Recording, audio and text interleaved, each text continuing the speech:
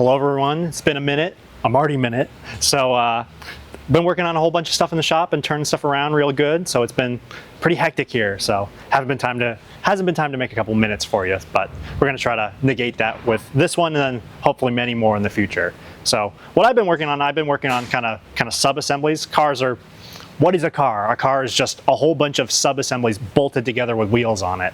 So one of the projects I've been working on, well, I've been doing speedometers, tachometers, just various components, but what I've been working on as of recently are magnetos. This one is a kind of an older KW model.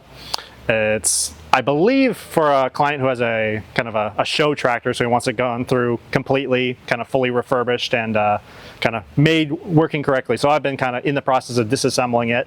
The thing is, I don't know necessarily how old it is. I know the patent date's on it, 1907. That doesn't mean it was made in 1907, but that's kind of a starting date. I think they made them through 1941, so that's the age range there. But when something's that old, kind of takes a little while to disassemble. Just all the screws are seized together, galvanic corrosion, stuff like that. So been working through it. Kind of interesting, kind of the way these things work.